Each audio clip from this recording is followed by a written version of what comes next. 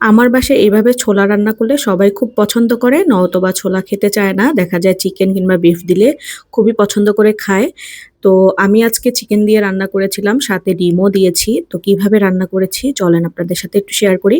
প্রথমে তেলের মধ্যে পেঁয়াজ দিয়ে নিলাম পরিমাণ মতো, দিয়ে দিলাম কাঁচামরিচ বেশি করে, আর দিয়ে দিলাম চিকেন। আর এই চিকেনটা আমার ভাজা নরমাল ফ্রিজেই ছিল। আমি যেকোনো রান্নার ক্ষেত্রে যখন তখন লাগলে আমি বের করে নেই।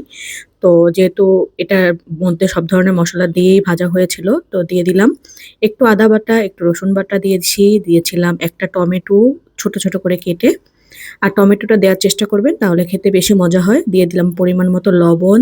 আর এখানে স্পেশাল মসলা যেটা, সেটা হচ্ছে রাঁধুনি মাংসের মসলা দিয়ে দিলাম ১ চামচ। ১ চামচ, আবার দিয়েছি একটু ১/২ চামচ, ১.৫ চামচের মতো দিয়েছি। তো আপনাদের অনুযায়ী মানে পরিমাণ অনুযায়ী আপনারা দিবেন। তো দিয়ে দিলাম একটু ধনিয়া জিরার গুঁড়ো ১/২ চামচ করে। আর হলুদ দিলাম ১/২ চামচ। দিয়ে এখন খুব ভালো করে এটাকে নেড়েচেড়ে নিচ্ছি। আর হলুদের পরিমাণটা একটু কম লাগবে, যেহেতু মাংস মসলা দিয়েছি এর জন্য একটু কম লাগবে। তো এখন আমি ওটা ভুনা হয়ে গেলে দিয়ে দিলাম ছোলা। এই তো ছোলাটা রান্না প্রায় হয়ে আসছে। ছোলা যখন রান্না প্রায় হয়ে গেছে তখন আমি ডিম সিদ্ধ করে একটা কুচি, কুচি করে কেটে দিয়েছি। এটা খেতে কিন্তু একদমই খুবই মজা এবং অনেক স্পেশাল একটা ছোলা ভুনা।